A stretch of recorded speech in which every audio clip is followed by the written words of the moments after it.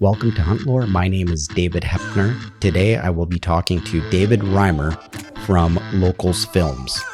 He has a very nice way, elegant way of filmmaking. He's on YouTube. You can search up Locals Films there. He also has a website, localfilms.com, and you can see what he's all about. And he's on Instagram as well, of course, like most of us these days. His way of documenting his hunts is just so beautiful. There's an introspective element to it. There's a subsistence element to it. He lived in Alaska, a remote native community up there for 10 years. And he really immersed himself in the culture and the way of living up there. And so he really got to have a true perspective on it. And it kind of changed his outlook on how he viewed hunting. He now lives in Iowa and is raising a young family there. And it was just a really good conversation. It was refreshing to kind of get his view on hunting and how his time up in Alaska really changed his perspective on it. He shot brown bear up there. He shot quite a few moose, and he trapped up there as well. So you guys are going to want to listen to this one. I guess I say that with everything, but this was a very unique conversation and one we'll be having again with David.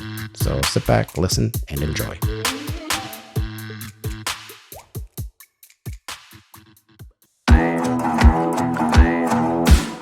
My name is David Hepner, and this is the Hunt Lore Podcast, where we will spark our imaginations and pay tribute to the time-honored tradition of hunting by sharing our stories of the hunt. Hunt Lore is brought to you by Black Bear Wear, bear hunting apparel for bear hunters and everyone else. Get it, wear it, share it. Hello, Dave. Hey, how's it going? Good. We're just getting everything set up. I'm ready to rock and roll whenever you are. Oh, perfect. That's awesome. That's That's good. How have you been doing? Man, just living the dream. I can't complain. Yeah, I guess I should introduce you to everyone here and welcome you to the Hunt Lore Podcast, the newest hunting podcast on the airwaves. Right here. This is Dave Reimer. He's from Iowa and Alaska. From my understanding, you and your wife and your kids split time between Iowa and Alaska. Is that correct? Yeah, absolutely. Yep. And that's I guess a long-winded story, but hopefully we can talk a little bit about how we landed and live in both places, and some of the bright points about that for sure. Yeah, that's awesome. So just to give the listeners a little bit of background, I found your YouTube channel, and being kind of like, I guess, your YouTube channel is Locals Films for everyone out there. Amazing content.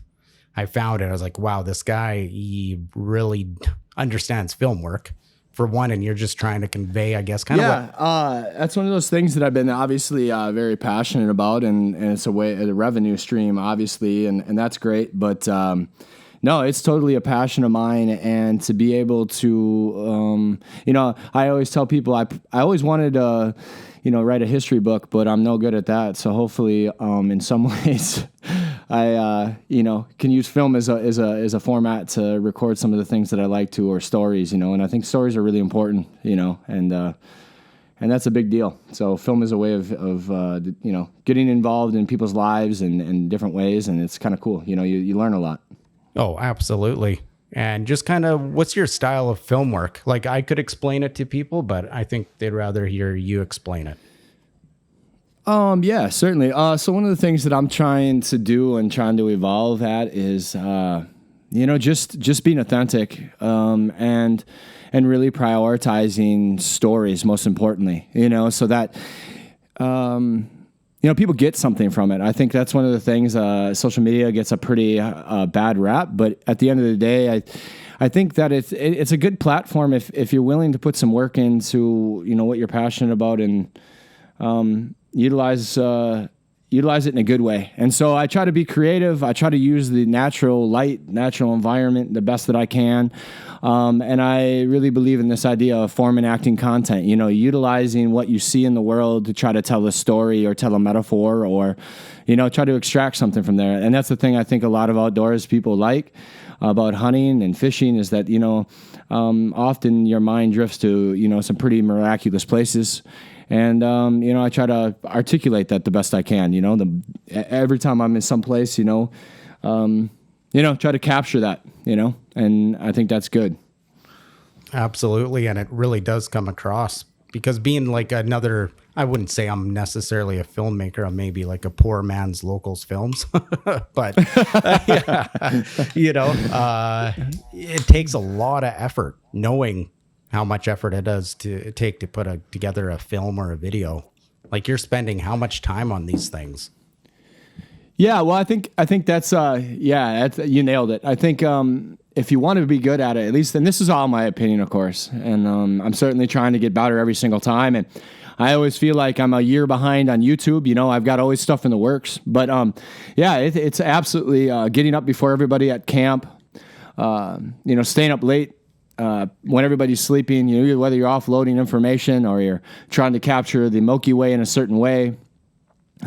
You're super detail oriented, but I think you nailed it. You absolutely have to be ahead of everybody. You have to know where they're going to walk or what the light's going to look like, and I think it's all pivotal to making films. But I think that's the beauty of it. Is I love hunting. I always have, and it's just been a part of my life. But it's almost like when I'm out there, I get a chance to, hunt that story down just as much as you're hunting that particular animal you're pursuing. And I love those two things. It's like an evolution for me. At least it's added something to my life, and to something that I love.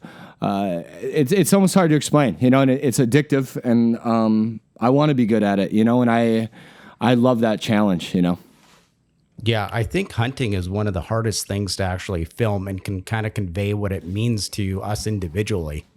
I was thinking about that today. I was watching some of your videos or films over again just before this to kind of prepare. And it's like, you do a great job, but I also understand that it is so difficult to kind of capture what we feel.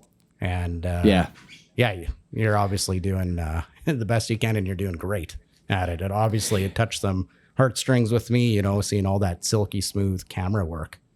Like, well, and the beauty of it is that it's, I always feel like there's just so much left out in the wilderness to talk about. I get one chance at a 20-minute video, and I get so excited about trying to tell that story again, on another hunt, to try to do better, because I think the world needs to hear a little bit about that from outdoorsmen, people who enjoy the outdoors. I think it's important.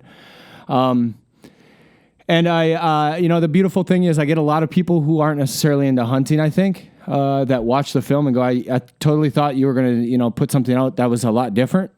But I love the take, and that's important to me, is to try to bring people into something that I love and you love, and, really explain why we're out there. Cause I think that people for eons, have been captivated by a lot of the things that, we love too, Absolutely. And, sort of I would say, I was sitting there looking at the grill the other day, and I realized, it's funny. I think people, to a certain degree, it's in our DNA to be addicted to the fire. You turn on the flames, and it's funny. All the men are standing over the flames.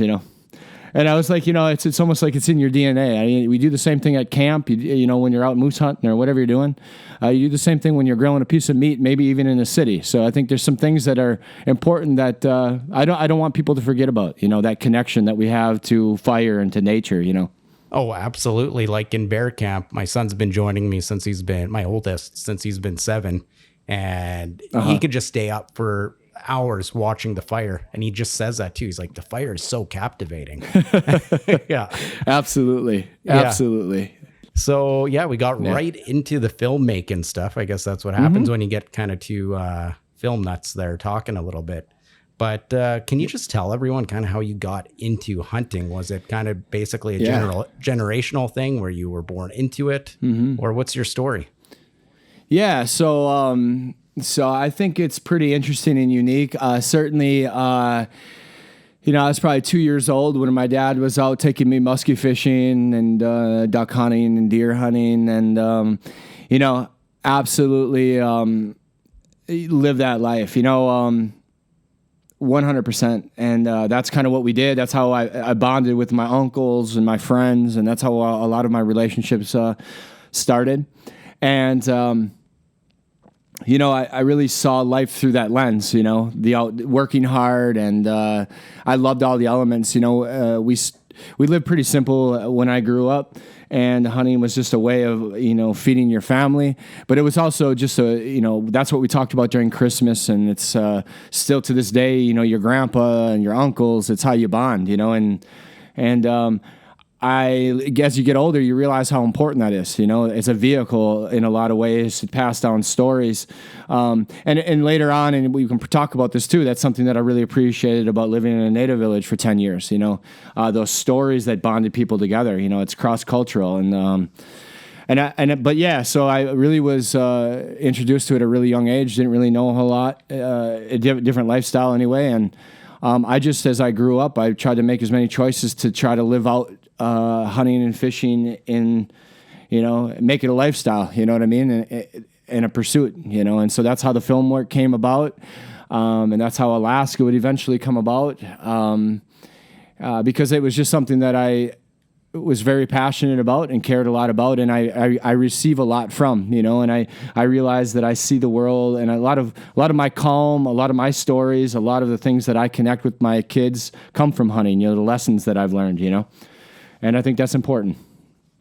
Yeah, for sure. So it sounds like it was a generational thing where you would go up to deer camp and uncles and grandfathers would be there, and your old man there as well. Yeah. And so I grew up in Wisconsin, and, we always joke about it at deer camp. It's a weekend before Thanksgiving. So it puts you in November there, the first or second week in November. And they say that there's enough guys in orange in Wisconsin to when they're out hunting on that weekend, it's the 9th largest standing army in the world. Now, I don't quote me on that, but it's a big deal, and that was the only time that my father would let me out of school, on a Friday, and it was the time that small towns would have little traffic jams, and it's something that I never wanted to miss. It was just, it was powerful, and as ever, everybody got together, and the boys could be boys, and we'd goof around a lot, but we'd also, we'd have meaningful times too, and that was, so yeah, absolutely generational, and you'd have 3 generations there, and you'd hear the stories 100 times, but they'd never get old that time of year, and they still aren't old, and that's important.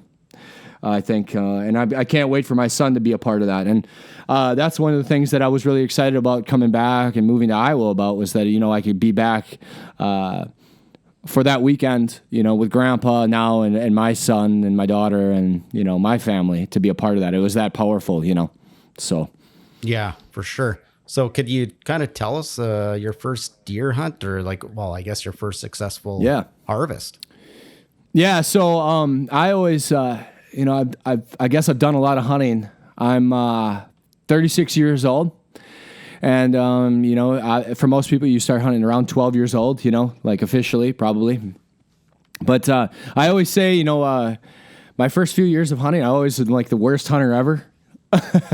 Yeah. Just really bad. I mean, it comes from trapping. I really, really wanted to trap wolves in Alaska. I always felt like eventually I'd be okay at it, but man, just talk about being the worst. But, I took, definitely got into bow season with deer. That was the thing that I was most excited about, certainly. And, I can tell you, I think I shot at 3 deer in the same day, and ended up getting a small buck. Was my first deer. But you learn so much early on, in those early years. It's just man, you make so many mistakes, but you're growing so fast too. But I can still remember the way the clover felt where the deer fell. And my dad happened to be watching from an upstairs window in the house with binoculars. He was 500 yards away, and it was just it was an amazing thing, to be honest. The sun was setting. I still remember it perfectly. You could smell the cold air, settling in the low pocket out in front of that clover field. And he came down, and it was almost like I'd won the lottery. I mean, it was euphoric, really. And to be honest, and I don't know if there's been any other hunts. And like I said, I've done quite a few things, but that first successful harvest is just. It's hard to describe, it really is. I think maybe in a lot of ways I'm still always kind of chasing that first hunt, and how that felt, to do it on your own, to get your small little bow, you're pulling back 32 pounds or something like that. and you got old aluminum arrows, and 3 of them were stuck in the dirt, or 2 of them were stuck in the dirt, and you finally got one deer. Pretty incredible.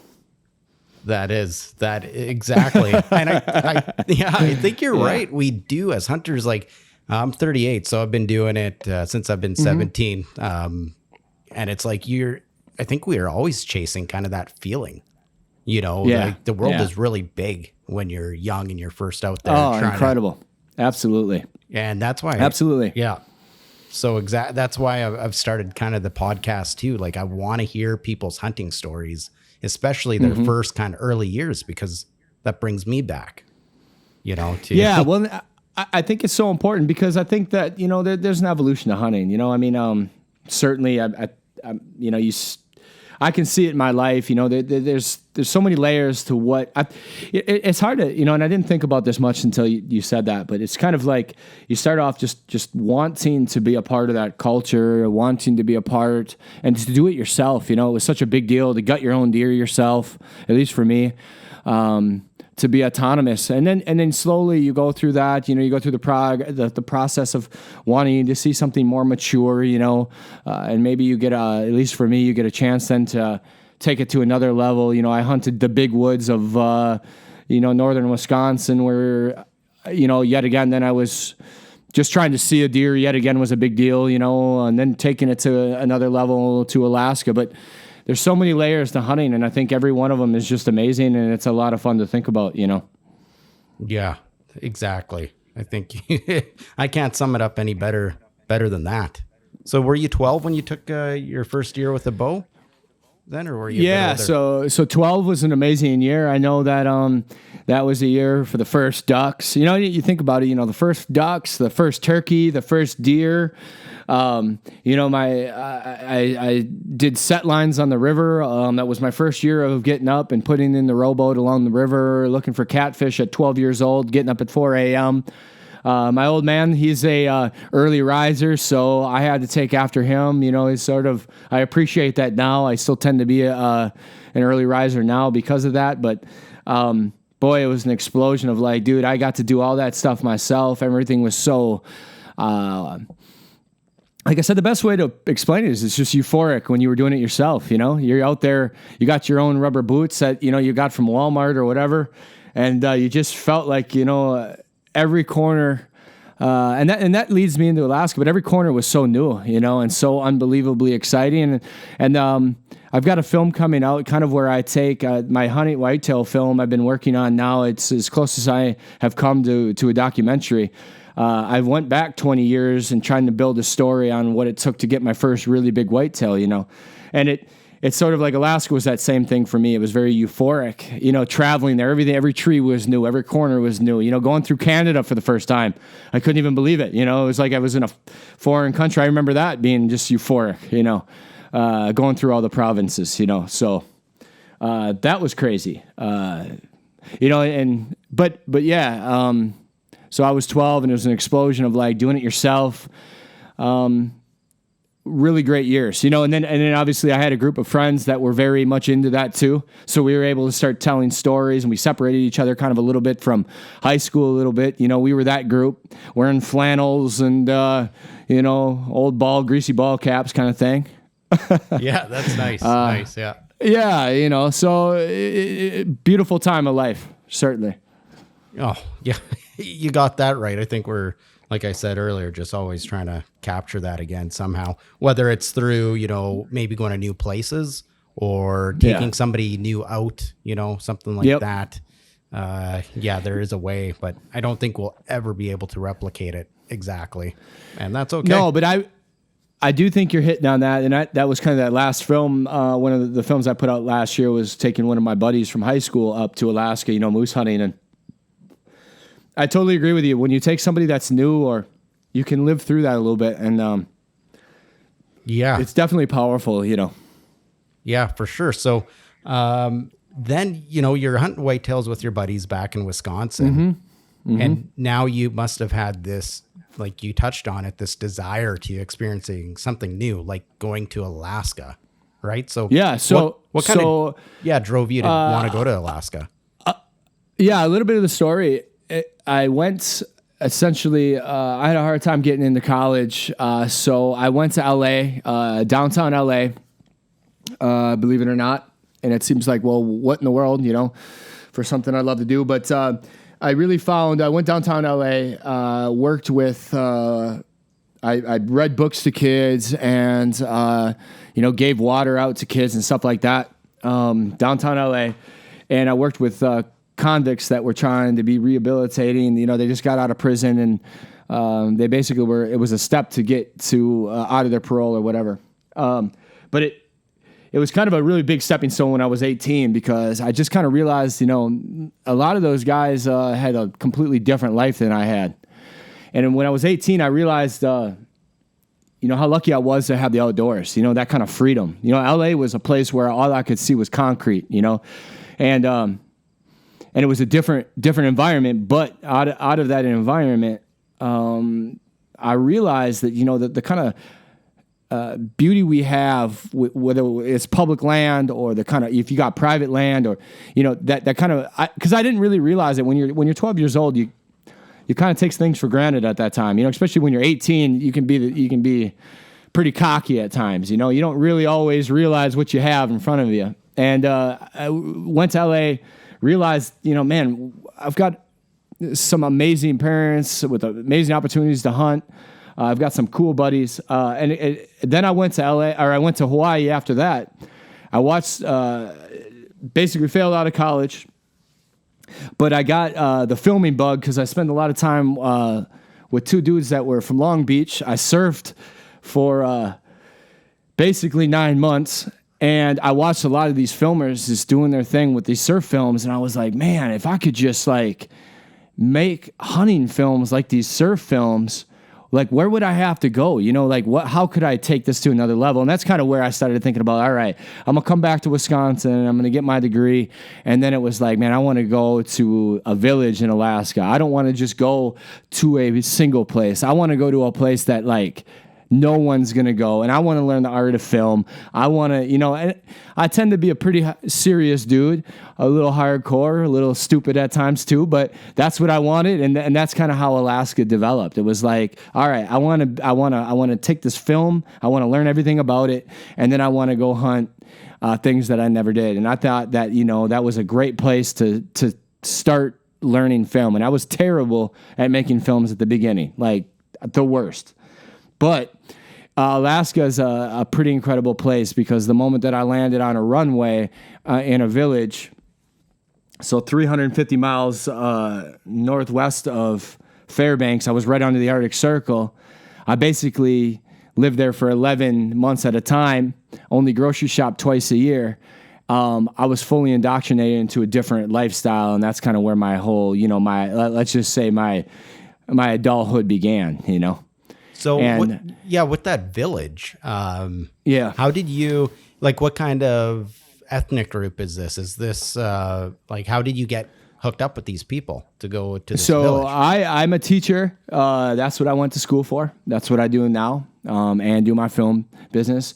I think teaching sometimes gets a bad rap, but I think it's the coolest job on earth because what it can do for you is it can put you into places that a lot of people can't necessarily just pick and choose. It puts you in a lot of places like small towns that it sometimes can be, hard to get a job, right? But the hunting's really great, but they don't have industry or they don't have this or that. But teaching is one of those things where, man, small towns are great. So, that's where I started my teaching career, and it was basically at the Alaska Athabascan people. And the native people there, they're an Indian group. They're not Eskimo. So the interior of Alaska is Athabascan. Most people always just kind of get that mixed up, but they're very nomadic. I lived right off a river, obviously, and in the interior. Yeah, and lived that for 10 years. And, one of the beauty of that was that I met people just as I had with the surfing community. I met some of the most incredible woodsmen. I don't know what you want to call it. I mean, people who live their life in the woods, and it just accelerated my learning curve. They were unbelievable to me. They were my heroes, and it took a little bit to integrate with the culture, We didn't have, internet. We have very limited internet. We didn't have cell phones. But I wanted to embrace that lifestyle, and I'm glad I did, because it changed my life. The guys that eventually would take me under their wing, the native guys, changed my life. It's hard to describe what they really, in a lot of ways, they became. They had so many incredible stories. I wanted a piece of that. I wanted to live like that. I was entrenched by it. Like, the surfing stories were amazing with the elders, getting out and hitting big waves. But when I found that there was a group of native people that were like, they could tell stories about grizzlies, they could tell stories about caribou, I wanted that, and I just fell in love with that, And I was so lucky to have a couple individuals just teach me, everything that they knew. I became a better trapper, a better hunter, more respectful towards the animals. I was so green at 18, 19, 20. When I was 21 and 22 and I moved to the village, it was just incredible, man. I mean, it changed my life. It really did. Still has to this day, Well, that's interesting that you say that, because through your videos, films, I wanted to ask you, like, are you a subsistence hunter? Because that's that's the tone, that's the message that comes across. So this makes complete sense. Yeah, so that's exactly what we did in Alaska. I believe if you're 100 miles off the road, you can participate in subsistence hunting, and so yeah, absolutely. So I ran, and I don't want to, and I'm very proud of the fact that, like, Native people taught me a different way of thinking about animals, and I think it was I needed that, because it was one of those things, like, they were so respectful. Like, it was never about the size of anything. It was about just having, and they would always talk about if you had luck, if you had luck, did you have luck? Did you have luck?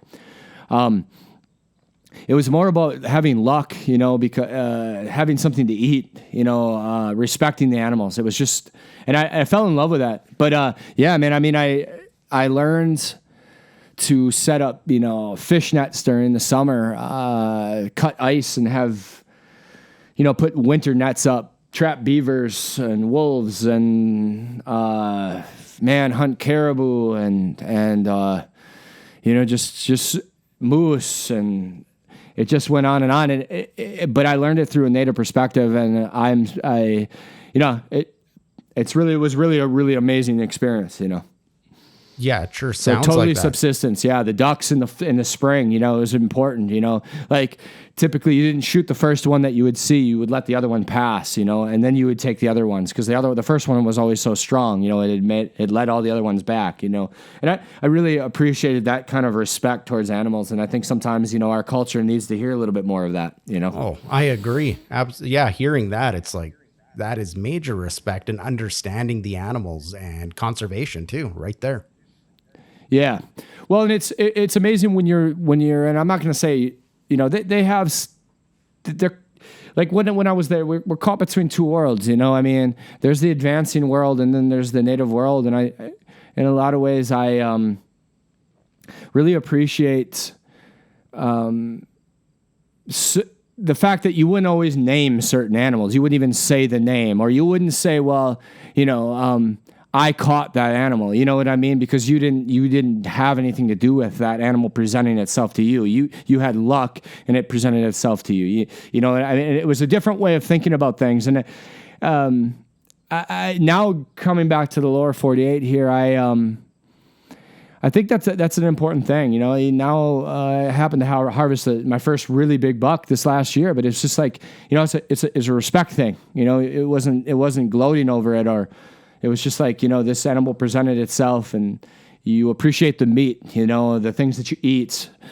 so much more, and you realize that meat, that energy is within your family, and I appreciated that a lot. I really did. It was a wonderful change of pace from what I think I was getting into when I was about 20, Yeah, I think the hunting community needs to hear this and kind of maybe change a little bit of how we think about hunting. So much of it was based in humility, and respect and honor. And nobody ever asked me how big my moose was, And I remember the first moose I got, I was waiting for people, just to be like hunting camp. well, how big was it? But people didn't ask. They said, oh, you had luck. Good. They were more concerned about, all right, did you make sure did you take the belly fat? Did you do that? Did you, are you smoking it properly? Those things that I thought, I was like, wow, this is, never thought about that. You had a group of people for 1,000 years that, or whatever it was, that were nomadic. I mean, they had a lineage of people who starved to death at times. They were tough people, and through their, lineage or through their stories, they honor, some of those, like having that meat on their table or just having the moose, present themselves and having that luck. I really fell in love with that. Well, I'm falling in love with it right now, just hearing about that. I'm kind of seriously, I'm kind of convicted with like how, okay, I need to change my mentality. I'm going on a big moose hunt. I've mentioned that on the podcast here a couple times, and it's like, okay, I've been on 5 flying moose hunts, and I haven't. Well, this will be the 5th or the 6th, and I haven't shot a moose yet with my bow. And it's like, okay, if a small one presents itself on day 1, do I take it? And well, I think I have my answer. I have my answer right now. So it's and I always, like in that case, like I always like appreciate the native point of view is that you never were stressed out about it because you don't control it. You know what I mean? I think that's the difference between the culture that I grew up in and their culture is that you don't have control over these factors. And so I always felt like the one thing that I really appreciate about all, like, I'm going to call them my mentors, or, my fathers, whatever you want to call them, that taught me was just like, dude, you got to chill out because you don't have control over that. You don't have say in that, and I always felt like there was a lot of calm in that, a lot of peace in that. That like it'll present itself, and when you have that luck, you're lucky to have that. And I always was like, it took so much of that anxiety of trying to get the biggest thing or the best thing, or I just, what I mean? It faded out of my life, and I was always like, man, I had some wonderful moose, and don't get me wrong, I mean, Boone and Crockett, I got some of that, but I was just like, it didn't really matter, that because that's not what I was necessarily chasing. I was appreciative of what presented itself, and I'm thankful for that point of view. Yeah, absolutely. That is very good. So they were pretty welcoming of you then. Were they welcoming of you right off the hop, or did it take a little while? I think this is the story. When we're talking about specifically, our situation, I think, and look, I'm only sharing my opinion on this, of course, but, I felt bad as I got to know Native people because there's a lot that they are, in my opinion, when it comes to the outdoors, some of the strongest, most incredible hunters there are. I love their stories. I love who they are. I love what they are. I love what they stand for. I love the community. Like, for example, this wasn't right away, but as I got more ingrained in the culture, one of the things that happened over time is that I got accepted into a bear party. A bear party is when the elders have a great harvest of bears. And one particular year, basically what had happened is that we had no berries for the bears. So the bears would all start to eat grass along our river, a lot like what you would see in Southeast Alaska, That doesn't typically happen. So you would drive about every mile. One day I counted 17 black bears. Wow. Because they didn't have the berries that they typically had. Around August is typically when I would hunt bears, as well as spring. But August is when they're more in their natural state. A lot of Native people don't like spring bear necessarily because they're skinny, but they like the blueberry saturated, fat. That's an important thing. But we had a year where the harvest was incredible. I would go on a ride every night and see black bears. And they had never seen anything like that. I don't know if it's climate. I don't know. I don't know how to describe it. But they had bear parties. But bear parties were only for the men, and they would only essentially invite individuals who, the leaders or the men of the tribe, and they would have this. So I got invited to one it was out in the woods. There was no time when it necessarily set. You didn't know anything about it, but the elders would boil bear meat all day, and you would take part in the harvest during the winter to celebrate some of that, luck that you'd had. But I mean, so eventually I would get fully accepted. But I'm going to say they're very tough people. They don't always get the best version of of our culture, in a lot of ways. And I felt like it was like when I stayed there and I lived that lifestyle and I just shut my mouth and I wasn't, I wanted their culture. I think they saw that. And then I had kids, right? And I didn't leave. And I didn't leave. And I didn't leave. And others did. And others did. And I didn't leave. And it was when I had my kids, I felt like they were like, man, this guy's crazy, dude. He's not leaving, Mm-hmm. And I wasn't talkative, I just listened, because so much of the Athabascan culture is about observation. And it's, like, for example, a lot of the old timers, they didn't get to go out bear hunting until they could clearly, separate the joints of the bear paw, Yeah. And they would work on that, learn how to actually cut and separate the joints and not saw at the joints, in the paws, but cut them properly, and you weren't even allowed to go out until you were able to do that. So I did all of that, and I think that, that helped, right? And then all of a sudden I realized, you don't realize it like immediately, but you realize that you're part of that culture, and you're taking part. And then all of a sudden, it's not a thing to talk about. For example, you don't talk about trapping. Like no one is supposed to tell you how to trap. You go out there and you do it. So they are very discreet about that. But I learned but eventually they would give you hints, which I didn't have before. And eventually the beautiful thing about trapping was that, like, let's put it 360 degrees, right? There's a 360 degree radius around the village and there's traditional trapping lines. Well, eventually, a native guy gave me his trap line to trap, wow. Which is a huge deal. So I took over his trap line, which, very respectful. That's those are things that I'm most proud of in my life. It's not necessarily my films, or it's not how big of a moose I got, or a brown bear. I did a lot of cool things, but it was just those things that meant so much to me, because that was in the darkness, of winter. That was like, man, I could hang my hat on that. That he's like, hey, go out and do this. Because there's hundreds of years of history behind that, and for me to have that small little section was incredible, so. Yeah, no kidding. But you earn it. And, I did a lot of chores. Yeah. And they laughed at me a lot. And, I always felt like you kind of got to be kind of halfway crazy as a white dude. But you got to be respectful, and you got to be, you got to pay your dues. You got to earn it. And, not admit that you know everything.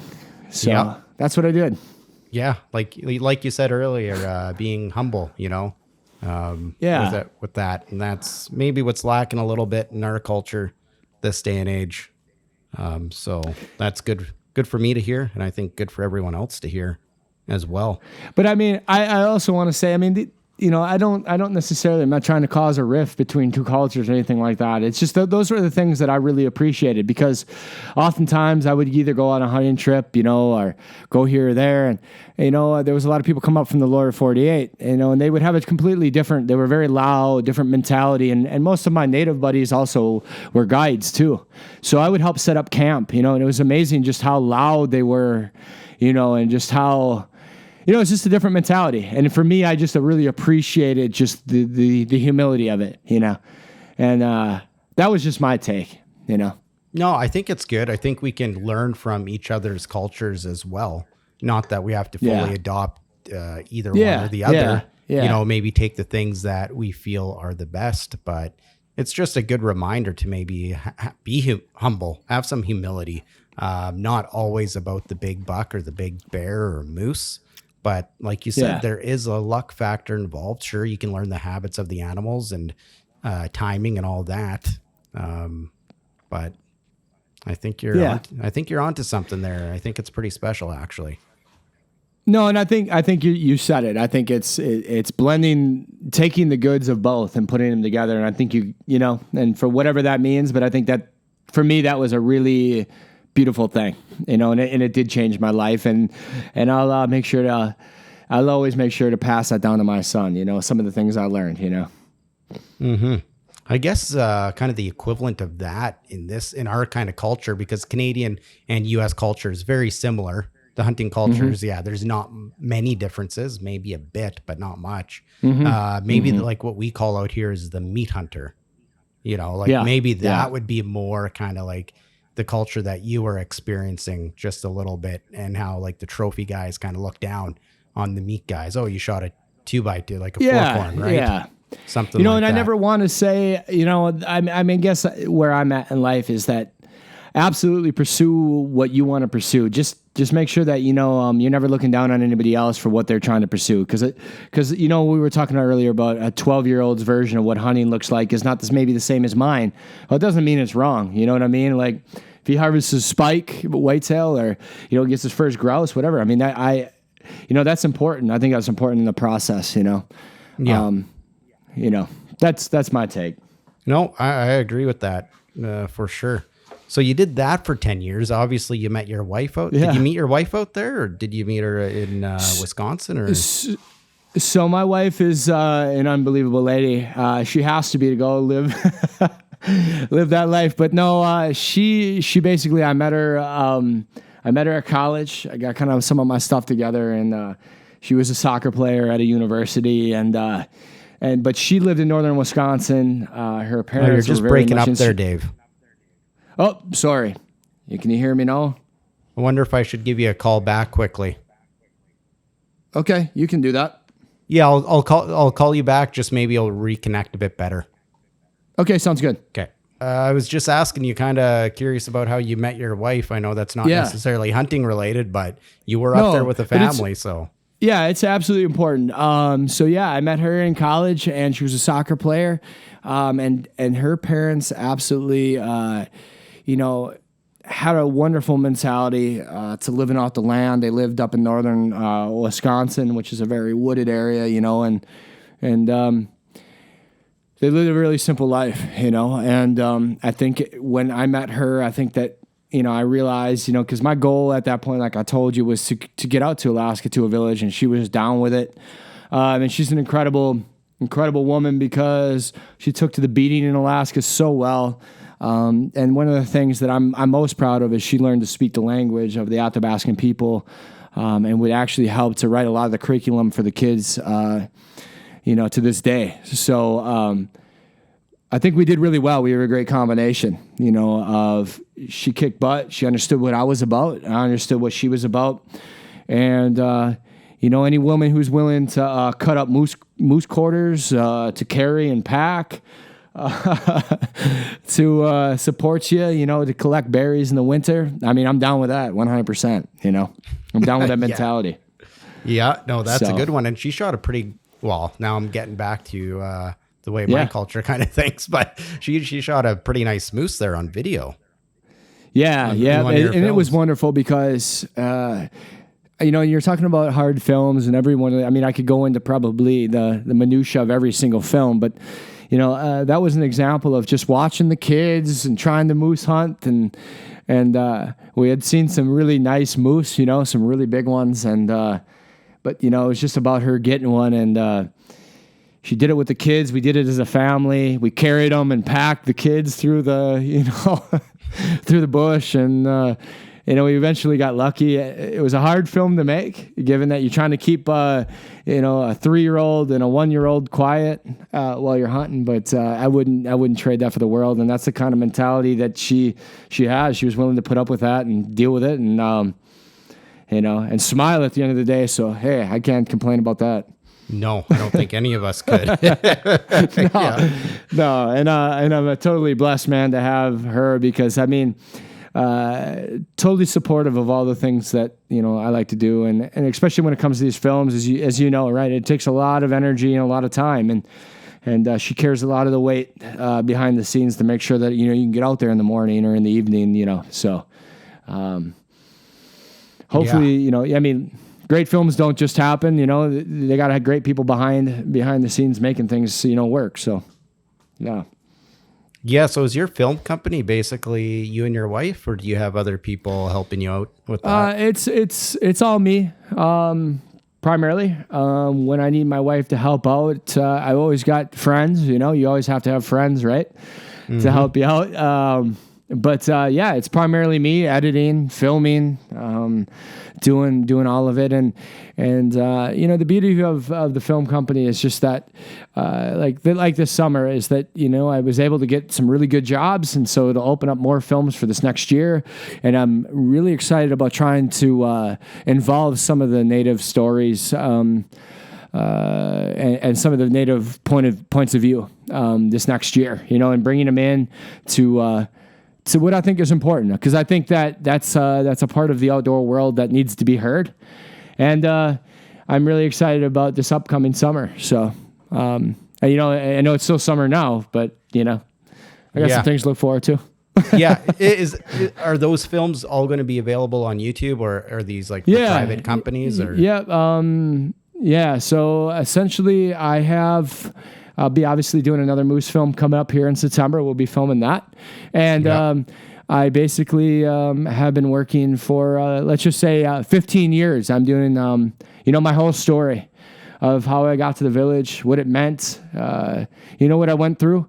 The whole comprehensive film, it's going to be 45 minutes, and then me connecting to a whitetail. In the end, you know, kind of coming full circle, you know. So I filmed a long time ago when I was first getting into it in college, and I'm trying to integrate all of it. So I tried to build the most comprehensive whitetail film out there, at least try to take a stab at it. And that's going to come out maybe in November here, and I've been working at that for a long time. So it's going to show our move to Alaska and our move out of Alaska and what it was like to live in the village, the transition to where we are now, and then trying to, you know, pursue like a 160-inch whitetail, and then you know what that all took, you know, and my point of view on that, and I think hopefully people like it. Well, they will like it. They will. I know I'm going to like it. I've liked every single one of your films there. It's just sometimes, you know, with YouTube, there's a lot of people that just, I don't know what the key is to be like quote unquote successful out there. It's tough to get the good film work. Like your stuff should be all over the place. Well, I always look at it like this, man. I mean, when you find something you're passionate about, you're just going to keep going. You know what I mean? And it's like, I do all the algorithm stuff but at the end of the day, you know, I'm just glad there's one or two people at the end of the day who go, you know, I like that. It resonated with me. And I'm like, I'm totally cool with that. It doesn't mean that I'm not working hard to make sure that things are happening or I'm elevating it to another level. But, you know, at the end of the day, man, one or two people coming up to me and saying they love it, like I'm blown away by that, you know, and I appreciate that, and that's what motivates me. So I don't know what that makes me, but you know, so YouTube can be its thing. I'll always try to, you know, put a little money down here and there as I get more, you know, into it. But I don't know. I always appreciate anybody who's willing to watch, you know. And I'm jacked by it, you know. And I like watching other people's stuff too. That's the great thing about Instagram and social media is that I get so many people that, you know, shoot me a message on Instagram. I get to like watch their hunts, you know, or like their wife's first hunt, or like when I put out a video with my wife, I probably got like 10 people that showed me their wife's first hunt, and I love that stuff, you know. It keeps me motivated, and I don't know, I'm so excited about it, you know. Well, yeah, it's like I sound like a broken record, but it really is. It's good stuff. Like you said on your website, you have kind of basically local films is basically it's passionate, innovative, and inspirational. And really, you're living up to that, man. You really are. And this film. I'm just trying to be, you know, like that's the thing that I learned about like the surf films in Hawaii is like all those guys that I met that were living in cars. It was just like, they were that to me, you know. They may have been, you know, 10 years ahead of me. You know, they had the cameras and they had the skills. But I was like, man, if I could just keep going, if I could just try to present something that was real and authentic, like how can you go wrong with that, you know? And that's what I'm going to still try to keep doing. I think that officially I went into business like my first moose film last year in September, and we had a really good year this year. And I'm really excited about. You know, I got some more capital. I had some really great jobs, and hopefully it's just going to open up more stories, go bigger and utilize the world that I lived in a little bit more. And I think people will like it. I think there's things to learn out there. And I always feel like hunting needs a little bit of that kind of angle, a little bit. They need that renegade a little bit. That's just kind of being a little more authentic. And one of the things that I really pride myself in is that we do all of our stuff ourselves, Mm-hmm. And I had to learn where to get, catch these moose. I had to learn where to find these wolves. I had to learn to hunt these brown bears. I didn't have, and I'm proud of that. Everything that you see is, me just planning and getting a couple buddies to come along. And I hope it's a lot like what other people, really go through. I don't have a ton of money. I don't necessarily have the best camel, but I'm trying to do the best that I can with what I have, and work hard to achieve that. And I think that people resonate with that, Mm-hmm. Well, it's very relatable then, absolutely. Yeah. Yeah. So then with your 10 years in Alaska, what was kind of the decision to move back to the lower 48? Yeah, I think that's what you're going to see in the film as I try to articulate that. That's going to come out here in November. But I think that anytime, it's kind of twofold.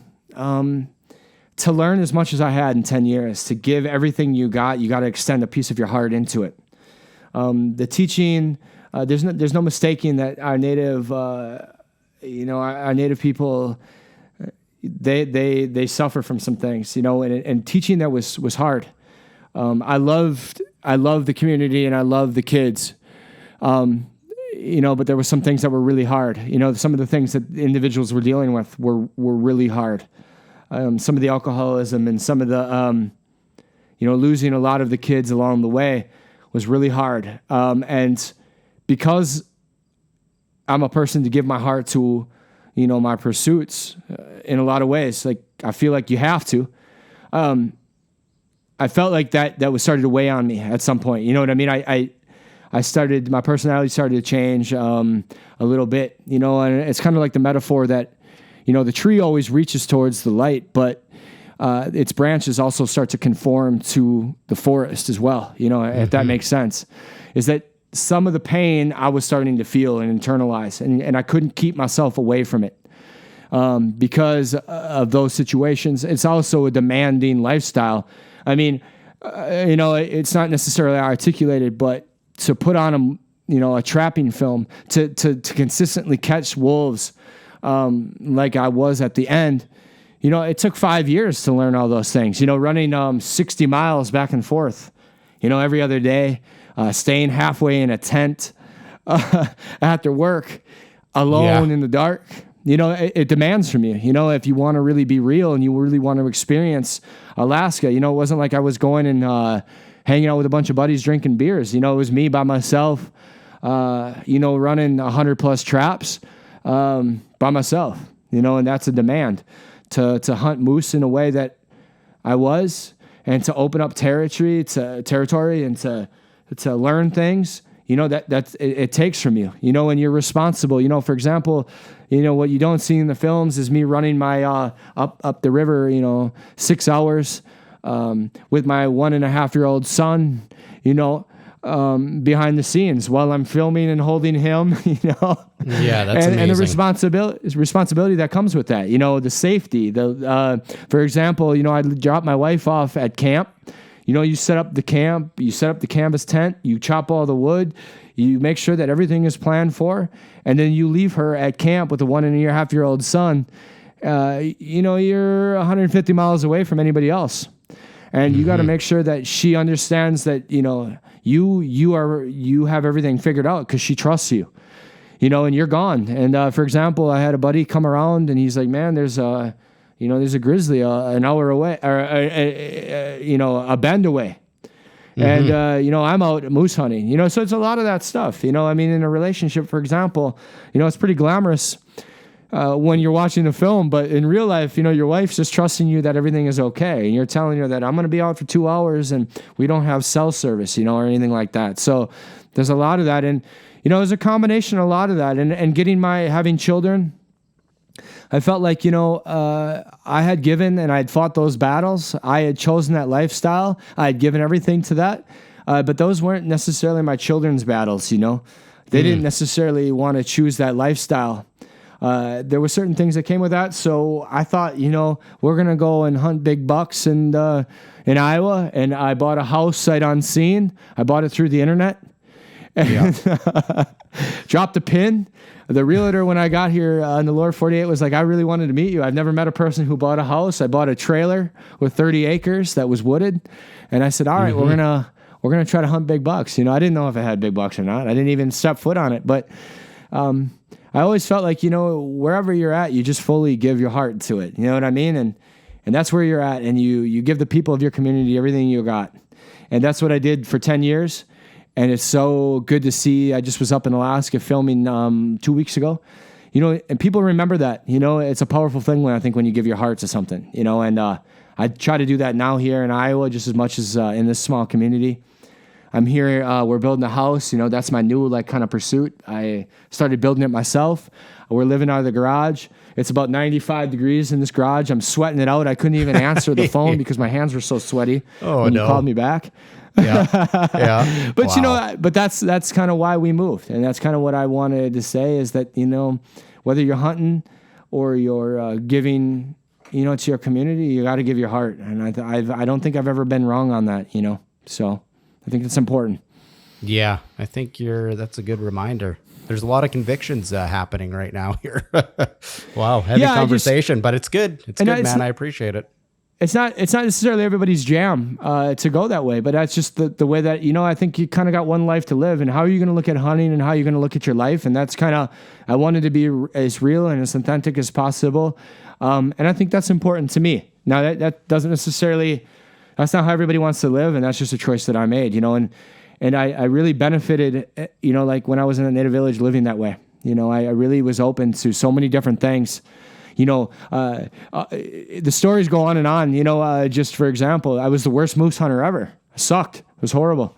How did you get better? I was sporadic. I would go to a lake and call for 5 seconds and nothing would be there, and I would move. But, it's one of those things that my native buddies just told me, slow down, slow down, be calm, and I'm so hyper by nature, but it was just like, calm yourself, and, I realized that a lot of the big bulls that I would get, were just by staying in that same lake. They heard you, but you just got to be patient. Mm-hmm. You got to be calm. You got to let them work their way to you. You know what I mean? The first satellite bulls will always come out, but it's just a matter of, all right, well, the dominant one isn't necessarily, he's not dumb, he's smart. And, I saw that, hopefully you saw that in the last film. We took 5 days to get a good mature bull, and I think, I've always tried to get a bull that was a big mature one, and they take time, but that was just a kind of a metaphor for life, is sometimes, it takes a little bit to, you got to slow down. You got to be patient. Not everything's going to happen in a day, and that's the big thing that I learned, so. Yeah. So I guess on a tactical kind of standpoint, so you're like 5 days, did you find that was kind of like the key time is to stay put in a spot 5 days, or is it more? Yeah. So there's a lot of ways to look at moose hunting. Certainly, here's my advice when people ask, because there's a lot of things that people can say, and maybe I'm wrong, and I always go out on a limb here when I say this, but this is my experience. There's a lot of people who do float trips. One of the things that's so important to me is, just like with whitetails, is what sign are you given at that present moment, And sign was so dependent upon the weather. For example, at least from what I learned over those 10 years, is that there was different stages for whitetails, just like there are for moose, just like there is for whitetails. Around here, for whitetails, October, that late stages of October, a lot of those big bucks start presenting themselves a little bit more in the light because they're starting to show their dominance, So early on in September, that was our season, was September 5th or something like that. I had a lot of luck early on. It was warmer, but if I could get colder weather, a lot of those bigger bulls you could rattle or rake, with the pink flamingo early on, because they were curious about who was in their area. They weren't necessarily tearing down the woods, but they would be curious. But that's so much that depended upon the weather, They would come into calls. They wouldn't necessarily tear the woods down, but they would be very much curious. So for people who are in float trips, it so depends upon where you are in the year, in that September month. And I think Canada, right, that you go a little bit more. I know in the Yukon, it seems like you go a little bit more in October too. Yeah, like true. Yeah, I'm doing, I'm in Manitoba here, but our season's quite long. I guess there's an archery season that's earlier, but then you're dealing with like the heat and the bugs and all that, like the black flies, mosquitoes. Yeah. So I go in the general season, but I primarily bow hunt. Although I'm going with my dad and my brother, they're rifle guys, and we've never hunted moose together, so this is going to be fun. Fantastic. They hunted out, So then our trip is from September 21st to October 6th, somewhere in there. Okay. Yep. So like typically, I would say that's what I would experience. But by the time you got to that that part of the season, I was always, typically what I would run into is you get colder weather. Colder weather's an amazing thing for moose, at least in my opinion. I always felt like if I could wake up in the morning and my boots were frozen, and I had a hard time getting them on, that's a good thing. But you'd experience a couple things, at least from my experience. You would get moose that were cowed up, very much like whitetails as you get into the rut. Sometimes you get to that point where it's like, where are the big bucks? That doesn't mean they're not around. They're just, locked down with a doe. A lot of similarities. But October later, as you would get into, with whitetails, you get later into November, eventually they break off, and sometimes you got another chance at some of those big bucks roaming. I feel like in October, you would get some of those moose that would start to break away and they would tear down the woods. It was unbelievable what you would experience, And I always look at Jim Shockey. I was always like, man, how are they getting so many of these moose so close? I always felt like he had to have been hunting a little bit later. I don't know if that's true. But I always felt like, at least from my experience, a lot of that later season, man, you would get moose that would just, I would wake up in the morning, sometimes at 5:30 or whatever, and it was incredible what you'd hear out there. Two full moose fighting, it was just an incredible sound, Yeah, I think we all dream of that. It's hard to. I always relate. I guess my best analogy is turkey hunting was a lot like what moose hunting was. I always love it. It's why I continue to still do it. Is because it's such an interactive thing, and I encourage anybody to do it. It can be so interactive. You get to hear them in the morning. In a lot of cases, it just depends on how you're hunting, but maybe not so much in the mountain regions. But it's an incredible. It's dynamic. It's wonderful. It's such a powerful big animal, and I've been so lucky to experience so many different hunts over that 10 years, and hunt with a bunch of other guys. It's something I don't ever want to not do. Yeah, well, you've had amazing adventures, and I'm sure the films are just a small portion of what you've experienced as well. Yeah, in a lot of ways they are. There's so much more knowledge and so many that you gather, that you wish you could articulate. But it's an incredible hunt, and I don't always know how to describe it always perfectly, but it's just great. Yeah. So I was watching your film there, Last Chance, Ogla, a Kodiak brown bear. Yep. So I found that a very interesting hunt because I've been watching a lot of Billy Moles. Okay, I'm sure you've seen that guy on YouTube. He's a big, I guess he guides out in Alaska, and what his technique is basically sitting by the ocean on the flats there, or somewhat it looks flat, and then glassing up to the hillsides and then making an approach. It looked like you guys were on a floodplain of some sort close to the ocean there, up on the hills, and where you ended up getting your bear, it looked just nasty, like wet and boggy and all that. Yeah, I have a special place for Kodiak in my heart. I honestly, it's my top. Kodiak is plenty good for me. It challenges me. It gives me everything that I want as a hunter. It scares me. It's terrifying. It's almost incredibly rewarding. But like I said, everything that I've ever done, I did completely by myself. When I would draw a tag, dude, I didn't know where we were going. The first time I hunted in Kodiak was completely different than the second time, where we found some success. It's the most dynamic landscape. It's got incredibly steep mountains. And it also has like what you said, some flats too. I'm gonna go back to this. I was the worst brown bear hunter ever on the face of the earth. Very sporadic in the beginning. I think I moved too much. I made a lot of mistakes early on. I had a really good chance the first film to get one. It was 325 yards. I was trying to make a film. I felt like it was above me. Honestly, I thought it was a rock at first. I was looking into the sun. It was cresting over a hill.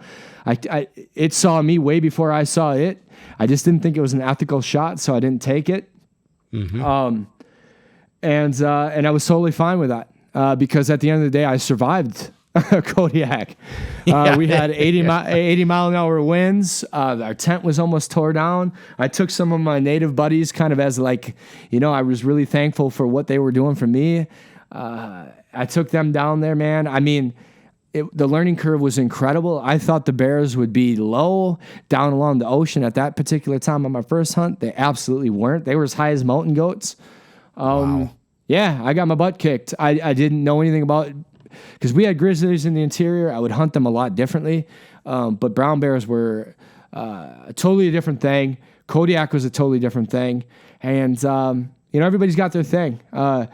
Knowing the interior was so much more gentle. It was so much more, if it was going to be 45, it would probably be 45 for 5 days, right? The weather wouldn't move in as fast. Kodiak was like it was immensely like, because for one example, I didn't know at our first hunt that I wondered why all of the boats were moving in or the ships were moving into the harbors. I didn't realize that meant that storms were coming, because they don't want to be out in the big water, Yeah. But in the second hunt, incredible. The potholes were 3 foot deep. I don't even know why the landscape was like that. It was 5 miles. I think I ended up going 5 miles to get that bear. We had seen it from a hilltop. We posted up. We didn't want to spread any scent. It was a hard hunt just because of the amount of time that you spend in that area. But we finally found that there was some bears way out across the flats. And we decided in the rainstorm to do that move. We thought it would negate a little bit of the scent because we didn't want to spread out a big trail. And when we got over that side, we found out, there was more bears than the one that I got. But look, I had been through, I think, 17 or 18 days at that point between the two trips. And, me just being a normal dude, I was like, no way am I passing this up, Mm-hmm. So, but demanding, man. I mean, and there's probably people that are in better shape than me. I don't know, but to me, it was like I got back that bear hide when it was wrapped up in the rain. I don't know if it was 100+ pounds, probably easily was. You almost like you want to collapse. Plus, you're trying to make the film, so you put the backpack down, you walk more, you get your buddies. You got to have some special buddies to want to make some of those things happen, Well, you're walking double in some instances there. Oh, God, dude. I mean, you're walking way ahead or behind. You're like, dude, I don't want to pull out the camera, but you do. So I'm proud of that, Yeah, absolutely. There's a ton of effort that goes into that. Yeah, I thought it was, if no one's seen that, they need to go see that because it's, you mentioned that in the film as well. Like, hey, we didn't want to spread our scent. We're going to make a play. We got to go do it. And it was just one of those moments where you have to make a decision, and Alaska always pushes you to places that you're most uncomfortable with. Like, that's the one thing about whitetail hunting I'm sort of love, is that, I can get out of my pickup and maybe what's my longest, 500 yards, maybe it would be my longest. It's nothing like Alaska. Seems like every animal that I had to pursue asked something of me, right away. It asked me to endure. It asked me then the animal presented itself, but then it asked me to walk, 3 miles, 4 miles, which every animal that I've ever got, I appreciate that, so much that it's an incredible challenge, and I think that's why people love it so much, Yeah. And that was a spring hunt, right? That brown bear hunt? Yeah, so the first one I went on was in fall. Second one I went on in spring. And the Fish and Game there does a pretty good job and not every unit's the same. The second time I got very lucky to get, I think, a little bit more of I mean, I had a chance at harvesting 2 bears, but I only saw 2 bears the first time in fall. But a lot of times what they have is they have a situation where the bears are they're moving off of the fish and they're moving up into high ground. Not all bears on Kodiak necessarily hibernate. A lot of the bigger boars don't hibernate, but they're in a transition zone, so they can. And I think that's a way of kind of creating fair chase, right? But it's really hard as a hunter just to say, well, I'm going to hunt the low ground or I'm going to hunt the high ground. It's hard to tell. And when you get there, you kind of got to make those determinations of where you need to be. And I just thought that Kodiak was like, dude, there's brown bears everywhere. And that's not necessarily the case. They're not as easy as I thought, certainly. I put a lot of days in there. And maybe guides know a lot more of the tricks, but just as a general guy going out there, it was a demanding hunt for sure, because you have to adapt to what the scenario or the situation is giving you, Yeah. Yeah, I thought it was pretty cool. You pulled out the predator call on that bear that you ended up getting. Well, he was, I think, originally 300 yards. I got him into 200 yards with that. He covered a short distance pretty quick. I was actually shocked at how well that worked. Yeah. Of course, for the film, this is being pretty nitpicky. But I think if I would have blown it a couple more times, I think you would have came in. But when you put that much time and effort into something, you're happy with the way it works out when it works out. That was kind of my mentality. It was like, this is probably the last time maybe I'll ever do it. That was my mentality, and I was totally happy to see 210 yards. And I thought that I made a good, clean, ethical shot, and that was most important to me. And I was happy with the way it worked out. Yeah, no kidding. No kidding. What did you end up doing with that bear? Did you end up getting a rug done, or did you do anything with the hide? I did. Yep. I have the skull and the rug, and I got some really cool pictures and some really great stories, and every time that the second hunt that I was on when I actually harvested that bear, I tried to bring some of my buddies that meant a lot to me along on that hunt as well, and so it just makes like kind of what we started saying is it's to have friends or to have individuals that get to experience something new for the first time. And if you can help them out to do that and be a part of that, I think it just makes the hunt so much more special. I think that's the thing that I remember the most, to be honest, is like we all got to sit there and like, this is an incredible animal all together because we had never seen it before, and it's, yeah. I always almost relate that to like as close as I'm ever going to get to going to the moon. When you see a brown bear up front, the first moose you see or the first caribou, or it's incredible, or the first big whitetail, whatever it is that you pursue, first black bear, I remember that too, it was just like, holy cow, this is crazy, So, yeah. Did you do a lot of black bear hunting out in Alaska? I did. Yeah. I think I got 3 a year, on average, every year that I was there. My first one, I didn't release this film. It was my first film that I ever made. I traded a guy to work on a commercial fishing boat to hunt over his bait, and I ended up shooting. It was a late winter in Alaska because we had some really crazy winters. So I got this. It was a 7.2 red bear, which is rare for Alaska. Yeah, I think in Canada, you guys. At least I know, like when I got out of the Yukon, when I would drive through, I drove to Alaska 8 or 9 times, so I got a chance to go through Canada a lot. Yeah, I was always amazed by, I think it was in Alberta, some of the bear populations. Oh, they have a really high bear population, which I never understood. I don't. So why does it? Every time I would camp in Alberta, I was always like, man, I got to camp here because the bear population was incredible. I was always wondering how they could withstand such a population, because it was amazing to me. Yeah. So what did you say that you said the size of the bear you ended up getting? It was a 7'2" bear. So much of Alaska was more by the length of the bear, not by the weight. Yeah. So did you square the bear? Is that what you mean by the like? That's a total dimension. So that's a really big, mature bear.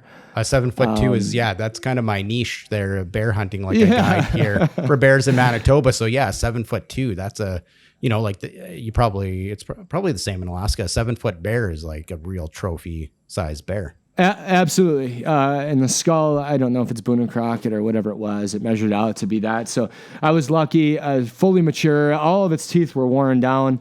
I haven't released it, but my buddies were like, man, you got to go with a bow. But my buddy I brought a gun down there. I thought, I'd never harvested a bear before. And I just got very lucky.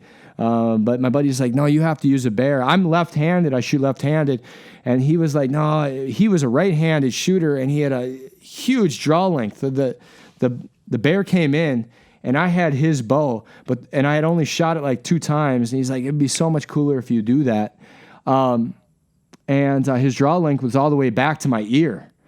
And I'm shooting right-handed. Yeah. And I was like, I couldn't even believe it, right? Because I never even shot a bear before at all. I've never even hardly seen any in real life. I tried doing it once when I was in Wisconsin, maybe when I was 15, and I have this 7.2 in front of me over a bear bait barrel. There was very little foliage, and I didn't know how big it was, but I'm shooting right-handed. The draw length is behind my ear, and I'm like, it was just incredible. As any bear hunter knows, when that one bear that whether it's on camera, I didn't have any camera pictures, but when a good animal, a mature animal comes in, you can't help be excited about it. But pulled that bow back. It was someday I'll probably release this film. It was my first one, so it wasn't perfectly made, but I made a great shot. Shaky because I barely got the bow all the way back, but harvested it. It was just a wonderful introduction to Alaska, But then a lot of different bear hunting. Then I got into bear baiting after that in spring. Nobody was really doing that in the village. But it was a great chance to eat bear. I love it. I have no problem with it, and I just think it's just a different aspect of hunting that I really appreciated. It got me out in spring, which I really loved, and it was kind of my substitute for turkey hunting at that time, So did the community, did they use the bear fat there? Did you use the bear fat? Did you render it down? So that's the thing about the native village. It was always about harvesting all of the aspects, So when it came to the moose, just always making sure, because that's the thing, you got to think about it. A long time ago, fat was such an important part of a diet. And when you live in Alaska, the seasons are always just so perfectly set up for you. But the one thing that kind of lacks is fat. Fish are pretty lean. Caribou are lean, moose are pretty lean. So fat is so important, that, when you harvest a bear, like the fat that goes into the harvest, however you make your meat or however you render it, the goose, for example, I learned to, so you basically cut a goose open and you half dry it over cottonwood. So I would smoke all of my animals. I learned how to do all that with cottonwood, and when I built a smokehouse and would smoke all of them, but it was about rendering the fat, utilizing the stomach fat, whether it was grinding it into the meat, depending on how you're doing it. But yeah, absolutely. And from goose to moose to bear, is utilizing that fat, and that was a important part, Yeah, no, that's pretty cool. My wife actually makes a skincare product out of the bear fat. Okay. Because I have access to so much bear fat with guiding and outfitting and all that. Yeah. And it's been very useful. One of my youngest son got poison ivy the other day going through the woods there. And I'm not saying it cleared it up within a day, because it didn't, but it definitely helped soothe that. So there's some healing properties in that bear fat. No, and I think that's so important. And I think that's one of the things that I loved about it, just like what you're talking about. It was the native village. Every turn and every corner, the more that I learned, the more that I realized that an animal really does provide so many different properties, like you said, that help sustain us. And I really, I don't know everything about every single animal's properties, but as you learn more, just like what you said there, you can't help be excited, about that. Like that's amazing, and I'm excited about that kind of stuff. Yeah. Yeah, that's right. So you said you have like a moose hunt planned for this year. Is that, I guess, when's that taking place? That's beginning of September, I would think. Yeah. So, I guess, so what's coming up is obviously the whitetail season here. I'm excited about dropping, my first, I'm gonna call it a documentary. It just whitetail film. I've always wanted to do that because it was kind of connecting back to something that I started 20 years ago with a little camera from Walmart. It was like one of the first things I ever bought from my, with the first job I had. So to come full circle to release that film, I'm really excited about it. I think that it's going to be dynamic. I'm going to release that, but yeah, we'll get out moose hunting. And we're going to do some goose hunting and there's some whitetail hunting in there. But I think next summer, what I basically did this year with building my house is I took some film jobs, some more corporate stuff, and just kind of banked the money. And we're going to have a really, really exciting year next year. Like, man, I mean, I think we're going to have some fly fishing in there on the Yukon. We're going to investigate where the salmon are going off the Yukon. And we're going to kind of incite like what the native point of view is. Yeah, and we're going to try to get out to Kodiak doing some deer hunting, and we got turkey hunting coming up, so we got a whole bunch of fun stuff coming up. Yeah, no kidding. That's going to be an exciting year for you guys the next year and a half or, and beyond for sure. Some incredible places, right, that you get to film in. Yeah, absolutely. And it's just trying to go to some of the places that I've been and then just trying to extract the stories, in more meaningful ways every single time we do it. And I think that that's what I'm trying to get at. And, we'll see how it works out. Yeah, that's right. So have you done any elk hunting down in the lower 48 there, or is that something you plan to do? So people ask me a lot about the, hunting in the West. And I guess here's my story is that I've been trying to apply for elk on Kodiak. I kind of, after giving 10 years of my life to Alaska, it's hard for me to see the world in any other way than Alaska because it's so dynamic. The West to me is unquestionably amazing. It's historic. There's some amazing athletes, and there's some great game to chase. It's just that Alaska for me is just, it took so much to learn all of the places that, and so much dedication and so much failure that it's hard for me to leave that. I think John Muir talked about that, you can leave Alaska, but it doesn't want you to leave it, you know what I mean? And it stays within inside of you. And I definitely think that to me, I have a hard time ever leaving it because if I want harder hunts, I can find that. If I want more of a challenge, I can find that. If I want more dynamics, I can find that. And one of the places that I love too, speaking of Canada, the Yukon really to me, I love the Yukon. I camped out there quite a bit. And I met a gentleman that I would go fishing with. He was an older individual. He was in his 70s, 75, maybe on Atlin Lake. But it's just like between the Yukon and Canada, or the Yukon and Alaska, there's just so many individuals who have amazing stories that have lived there, It's hard for me to leave that, and maybe that's a flaw. Maybe I'm not going to be as dynamic as some other people, but it calls me back. I feel most comfortable there. My friends are there, and that's kind of what, and I hope to share that with my family someday. So it doesn't mean I won't get there and I won't pursue elk. It's just that I've been drawing for one on Kodiak because I just kind of wanted to, experience every animal that exists in Alaska. And so far, I guess I haven't had my fill, Well, there's mountain goats there too, right? And sheep and all that. Yeah, there is. Yeah. And I wish in some ways, so I made decisions. A lot of my buddies were sheep hunters. I made decisions to pursue brown bears with the money that I had versus sheep because that was just my choice. I wanted to do the brown bear thing. So I ended up going twice. And for the, I guess living in Alaska, you got your tag for fairly cheap, but I wouldn't average a hunt between, for brown bears, for example, it was 5,000 to 7,000 even living in the state, just because the logistics of traveling are expensive. Renting the plane is expensive. Sometimes you need specialty gear or a tent. Then you got to travel back. And I made choices to do that. Some days I wish I would have done the sheep and goat, but I was really happy with pursuing brown bears. That was just something that I really wanted to do, and I'm glad I did, Yeah, well, it's a brown bear. So yeah, exactly. So, I kind of I wish though I would have gotten a goat tag on my first hunt because the mountain goats were easier to get on Kodiak than the brown bears that time that I went out there. And I learned that like the middle of Kodiak, for example, has a much more mountainous range, but the opportunity to hunt.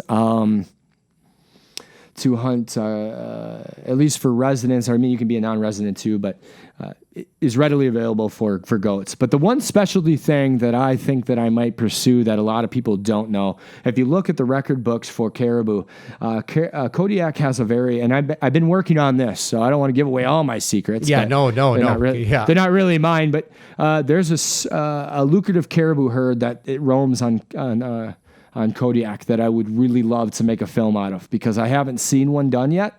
And they are, I happened to run across one on my second hunt, a group of caribou.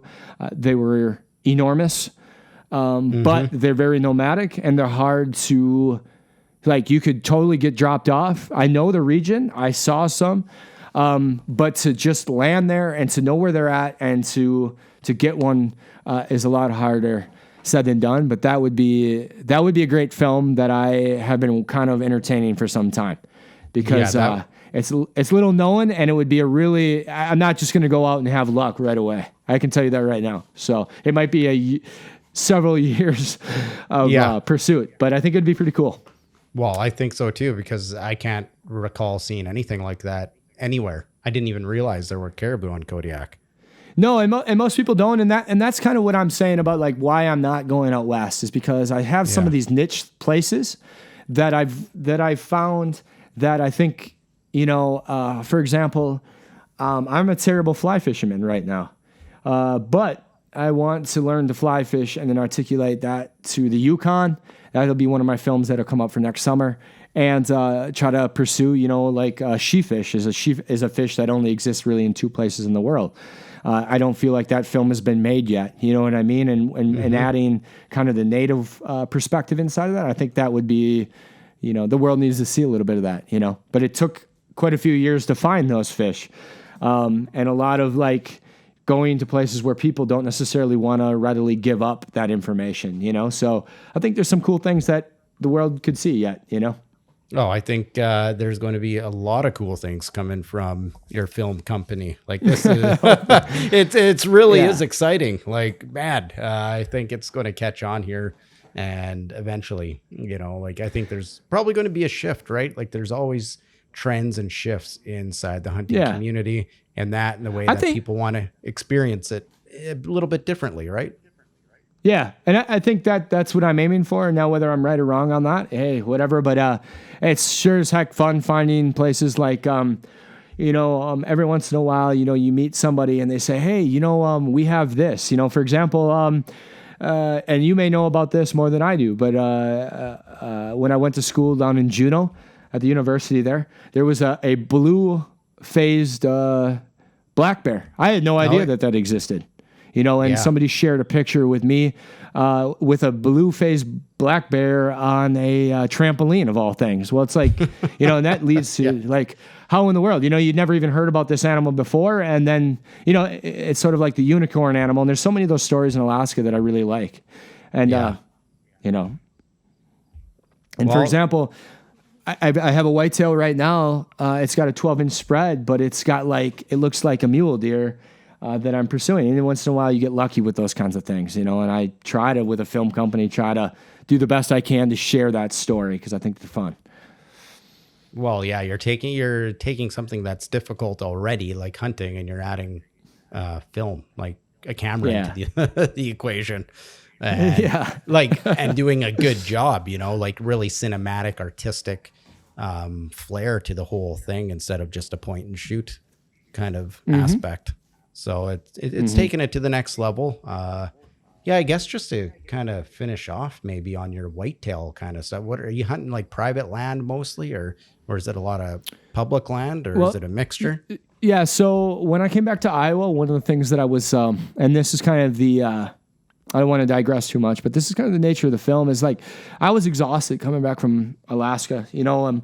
I had hunted 10 moose and, 3 black bears a year and fully trapped, wolves every single year, and marten and lynx, and hunted caribou in the winter and ducks and fished all the salmon and ran all the nets and did all that stuff, and I was pretty depleted. And really, honestly, I always was kind of joking with my buddies that I'm going to retire from hunting. I mean, I had in 10 years, basically I always kind of related to the guys I would hang out with when they were surfing. You reach the pinnacle of hunting at kind of a young age, and I had great mentors. It's like, what do you do with that at 34 years old? I had hunted with bow, I had hunted with gun. I had a really amazing start. But things morph, moose morph into different things. And I really wanted to get some land. So I got 30 acres and I started to work on, things that, like forest management, and started doing things like that. So hinge cutting trees and what the metaphor really was and what my film is about is that, when you're tired, sometimes what you have to do is you have to be realistic or you're broken. Sort of like the canopy of the trees, you have to open up space inside of you and start to really look at yourself and plant evergreens, things that last. And so what I did is I opened up the forest, and I filmed this too, but opened up the forest, and let light shine inside, and planted evergreens in those spaces. And what I'm saying is that Iowa was a place for rest, for a place to start teaching my son, my daughter, and for a chance for my wife to hunt, again, more regularly, because a lot of those trips, they took a lot from you. You know what I mean? They were adventures more than they were just going out in the back 40. But, hunting started to morph for me, and that's what Iowa is about, So I have my own private piece. But the one thing that I absolutely love about Iowa is that Alaska, I always felt like was stepping back into time with the native people. But in a lot of ways, where I live, I have some of the nicest people on earth as well. Some of the nicest farmers who, they'll do anything for you. They're the kinds of people who will bring a pie over to your house when it's not your birthday, who got a little extra asparagus. And but they share their hunting, and I'm willing to make sure to cut some wood for them or whatever I can do, mend fences, And that's the way I think it should be. And that's what the kind of mentality, the kind of things that I want, the mentality I want my son and my daughter to have is that, the native people were gracious enough to invite me into their culture. The people here in Iowa, completely different, but a lot of similarities. They were nice enough to invite me in, and accept me. But that really what that meant is that, I have, a few more acres here and there, to hunt. So it really, what that means is, I got some game cameras out. I've been working on manipulating the environment a little bit and just having a blast with my son. Here's why we're going to do this. Here's what we're thinking. The best, I've been planting 500 trees a year the last 3 years. But, it's about, hopefully I develop a bedding area so that, my son can appreciate some of the things. I think about him. He's only 5 years old right now. He's 8 years old. My daughter's 5. But, hopefully that bedding area establishes itself so he can have, kind of the cycle continue so that he has some of those things that I had when I was young, when I was 12, That's just the way I look at it. Certainly I can't control the whitetails coming in, but I can see some of the benefits already in year 2, year 3. Some of the maples are starting to grow up. I've got a bigger stem count. And we just enjoy it. We have fires while we're cutting wood. And, the old thing is in the native culture, we always had a fire. That went along with everything. You always start fire, no matter what. And we have fires down here. We try to maintain some of that native culture, and I brought some of that back. I spend some time off of the river more than most people probably would, just because, to me, even though the river here that we live off of is smaller, I still try to get out the canoe, and try to blend Alaska and Iowa together. So, but that's kind of my scenario. Yeah, we're in bluff territory, so. It's a little bit different hunting, and you'll see it in the film. I was the worst hunter year 1, always hunting field edges, and I had to learn about thermals and stuff like that. And so, dynamic.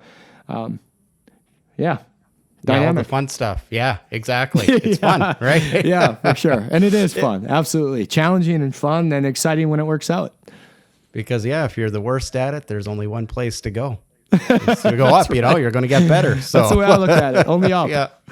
Yeah, that's right. Well, man, you've lived a couple lifetimes in 10 years by the sounds of it.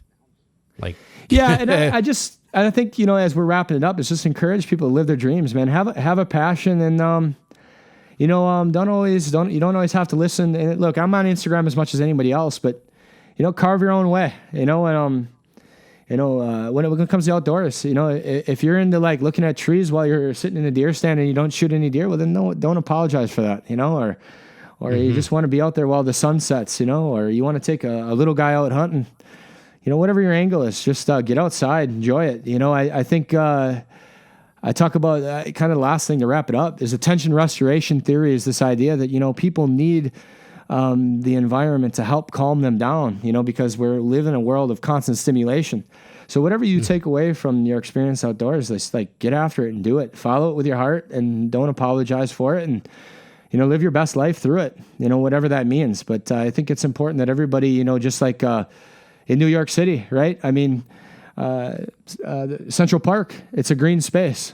Somebody had the wherewithal to understand how important that was a long time ago. I think it's important that we honor that, and we put some of that in our lives, and make time for it. Yep. 100%. I couldn't say it any better. So with that, I thank you for coming on to the podcast there, Dave. It's been over, an hour and a half. So you're probably getting pretty warm in that garage there. Oh, I'm sweating it out right now. I can tell you that right now. I mean, we're the hottest day of the year, and we've made it so far without air conditioning. So today though, but we'll have that house built sooner than later, and then we can move on to some more films, which I'm excited about.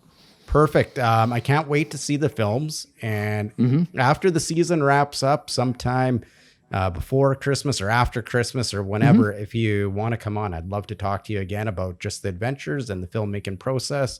And all that stuff again, I know it's we can absolutely get more specific on some of those things, and I would love to do that. Absolutely. Yeah, this is a great introductory episode to kind of who Dave Reimer is and Locals Films. So where can everyone find you? Before we say goodbye, where can everyone find you? Yeah, so Locals Film on Instagram. Certainly that's I use that. I pretty much update that once a week. I'm always trying to add something to somebody's life. I'm not trying to sell anything for sure. Although there is time and a place to buy a sweatshirt from me. Just kidding. But YouTube though, that's where you can see some of the films. And like I said, I think we got some really cool stuff coming up, and actually I can guarantee that. So yep, for sure. Perfect. Well, Dave, take care and thanks for being on. We'll talk to you again soon. All right, man. Thank you so much for the opportunity. Anytime.